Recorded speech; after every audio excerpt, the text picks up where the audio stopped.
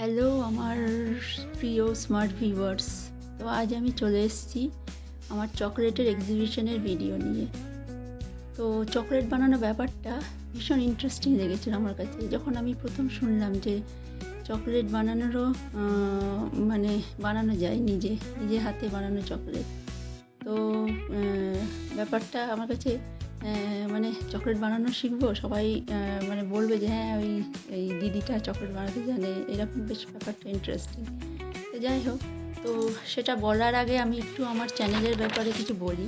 তো চ্যানেল তো খুলেছে অনেক দিন আগেই, কিন্তু সেরকমভাবেই কিছু পোস্ট করা হয়নি। শর্ট ভিডিওতেই আমি ফোকাস করেছিলাম। তো তারপর ভাবলাম যে না, একটু লং ভিডিও দিতে হবে, না হলে ওয়াচ টাইমটা কমপ্লিটই হচ্ছে না। কমপ্লিট তো দূরের কথা, মাঝপথেও নেই আমি। তাই এক প্রকার জোর করেই ভিডিও এডিট করতে বসলাম। আমার এই জার্নিটা একটু ধীরগতিতেই হোক, কী আর করবো। আসলে আমি বিশ্বাস করি যে সময়ের আগে কোনো কিছুই হয় না, কিন্তু তাও চেষ্টা তো করতেই হবে। তাই আমার চেষ্টা চলতে থাকে।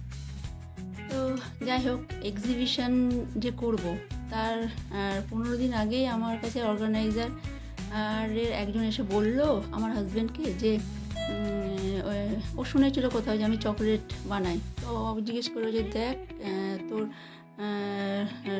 ওয়াইফ যদি স্টল দেয় তো দিতে পারে। তো যাই হোক, আমার হাজব্যান্ড এসে আমাকে বলল। তো প্রথম ব্যাপারটাকে আমি অতটা সিরিয়াসলি নিইনি, ওই দোনোমনোর মধ্যেই প্রিপারেশান নিলাম। তো যাই হোক, ইনগ্রিডিয়েন্টস কিনলাম। রোজকার ঘরের কাজ, আমরা হলাম হাউসওয়াইফ, তো আমাদের তো ঘরের কাজ তো করতেই হবে। তো রোজকার ঘরের কাজ সারতে বিকেল 4টে বেজে যেত। তো 4টের পরে একটু ফ্রি হতাম, তো একটু রেস্ট নিয়ে সন্ধ্যাবেলায় চকলেট বানাতে বসতাম। এইভাবে করতে করতে 15 দিন ধরে চকলেট বানালাম, একা হাতে প্যাকিং করা সব কিছুই। তো আমার মেয়েও কিছুটা সাহায্য করেছিল আমাকে, ঠিক আছে, সব মিলিয়ে হয়ে গেল। তো যাই হোক, 15 দিন ধরে একটু একটু করে 7 কেজি চকলেট বানিয়েছিলাম। ছোটো চকলেট, বড় চকলেট, বিভিন্ন রকমের শেপের চকলেট। তো ছোটো বার, বড় বার সব রকমই বানিয়েছিলাম, বিভিন্ন টেস্টের বানিয়েছিলাম আমি। Mango flavour box chocolate, dark orange crunch, rose pistachio, white chocolate, cardamom cashew chocolate, dark almond brittle, butterscotch milk chocolate, strawberry vanilla marble chocolate আর পান চকলেট বানিয়েছিলাম চকলেট। তো ছোটো বার, বড় বার সব রকমই বানিয়েছিলাম, বিভিন্ন টেস্টের বানিয়েছিলাম আমি। তো এক্সিবিশনের আগের দিন তো ভীষণ টেনশন হচ্ছিল, যদি সব চকলেট বিক্রি না হয় তো কী করব। আর হয়ে গেলে তো খুব ভালো কথা। এইসব নানা রকম ভাবতে বাপ্পাজির নাম নিয়ে, মানে গণেশ ঠাকুরের নাম নিয়ে শ্রী গণেশ করেই ফেললাম। নিজেকে বোঝালাম, চলো ঠিক আছে, সব চকলেট না বিক্রি হলে কোনো ব্যাপার না, আর জিত তো সব কিছুই মেনে নিতে হবে। যারা প্রথম ব্যবসা শুরু করবে বা করছে, তারা এই ব্যাপারটার সঙ্গে নিজেকে রিলেট করতে পারবে। যাই হোক, এক্সিবিশনের দিন সকালে গণপতি আর বজরংবলীর নাম নিয়ে দিন শুরু হলো। তাড়াতাড়ি করে ঘরের সব কাজ সেরে ফুড ফেস্টিভ্যালে গেলাম। ওখানে গিয়ে লটারির মাধ্যমে তো একটা টেবিল পাওয়া গেল। তো সব চকলেট টেবিলে সাজিয়ে বসলাম। বিকেল 4টে থেকে আমার চকলেট বিক্রি শুরু হলো। আমার যে প্রথম কাস্টমার, সে প্রথমে চকলেট নেবো নাই করছিল। তো কোনো রকম ওকে কনভিন্স করিয়ে ওনাকে আমি চকলেট কেনালাম। তারপর টুকটাক বিক্রি চললো। মাঝে মাঝে তো বসেই আছি, কাস্টমার নেই। আবার যখন আসছে তো সব একসঙ্গে আসছে। এই করতে করতে সন্ধ্যে যখন 6টা বাজিল, তখন ফুড ফেস্টিভ্যালে রীতিমতো ভিড়।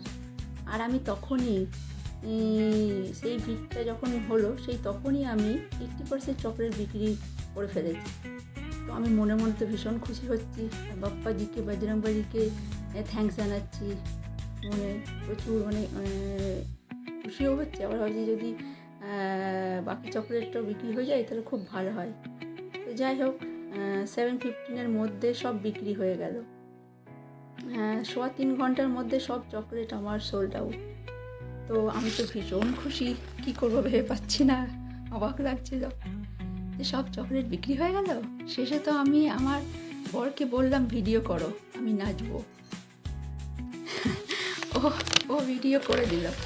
তো এই যে এই দেখো চকলেট, এই যে এইখানটা আমি দেখাচ্ছি, আমার চকলেট ততক্ষণে সব বিক্রি করে ফেলেছি। তো ওইখানে গান সব মানে ওখানে একটা কালচারাল অনুষ্ঠান হচ্ছিল, তো সেই অনুষ্ঠানে আমি একটু এনজয় করছিলাম। তো যাই হোক, অনুষ্ঠানের পরে তো আমাকে একটা পার্টিসিপেন্টের সার্টিফিকেট দেওয়া হলো। এই হলো গিয়ে আমার কাস্টমার এরা সব। তো নাচের ভিডিওটার কথা বলি, আমার হাজব্যান্ড তো লজ্জা পাচ্ছিল একটু ভিডিও করতে, তো তার মধ্যেই একটু ভিডিও করা হলো। আমি একটু নাচ করলাম, ভালোই লাগলো। আজকের দিনটা বেশ ভালোই হলো। আর যার কথা আমার না বললেই নয় শেষে, সব শেষে, সে হলো আমার হাজব্যান্ড, যার সাপোর্ট আর সাহায্য ছাড়া আমি এই সব কিছু করতেই পারতাম না। আর অবশ্যই আমার মেয়ে, আমার মা আমাকে সবসময় সাপোর্ট করেছে, সেই দিক থেকে আমি ভীষণ লাকি। আর আমার কাস্টমারদেরকেও আমার অনেক অনেক ধন্যবাদ।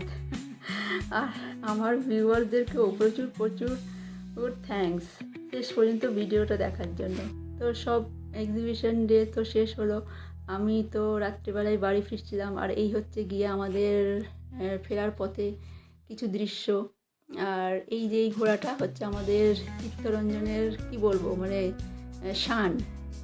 তোমরা যারা চিত্তরঞ্জনে থাকো তারা এই ব্যাপারটা বুঝতে পারবে যে কি দারুণ একটা জায়গা। পরের দিন আমি ওই প্রথম কাস্টমারটাকে ফোন করে ধন্যবাদ জানিয়েছিলাম। তো এই হলো আমার চকলেটের এক্সিবিশনের গল্প। তো সবাই ভালো থেকো, সুস্থ থেকো। ধন্যবাদ ভিডিওটা দেখার জন্য। টাটা।